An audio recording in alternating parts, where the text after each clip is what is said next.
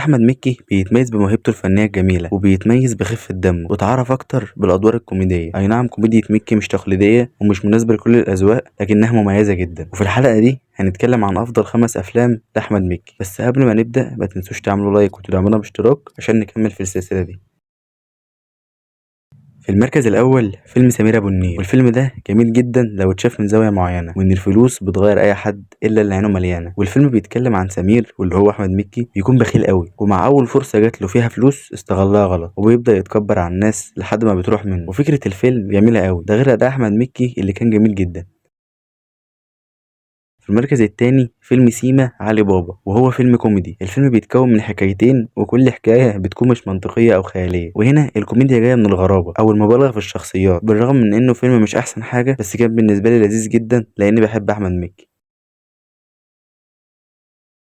في المركز الثالث فيلم طير انت، والفيلم ده برضه بيعتمد على الخيال، وبالرغم من كده يعتبر الفيلم ده من احب الافلام للناس، لانه بيتكلم عن نقطه مهمه جدا، وهي انك ما تحاولش تبقى حد تاني غير نفسك. والفيلم قدم الفكره دي بكوميديا خفيفه زي معظم افلام ومسلسلات احمد مكي، يقدم الفكره بشكل كوميدي ساخر وفي الاخر يدي الموعظه والحكمه.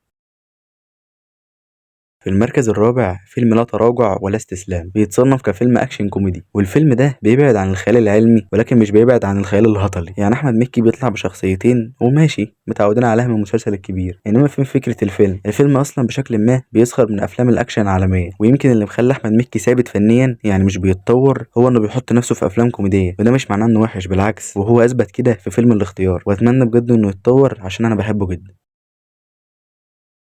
في المركز الخامس والأخير فيلم اتش دبور، والفيلم ده باختصار بيتكلم عن المسؤولية، وإن لما الفلوس بتروح بتبان معادن الناس. وأصلا شخصية اتش دبور قبل الفيلم ده ظهرت في فيلم مرجان أحمد مرجان، ولما الناس حبتها مكي حب يعمل فيلم كامل عنها.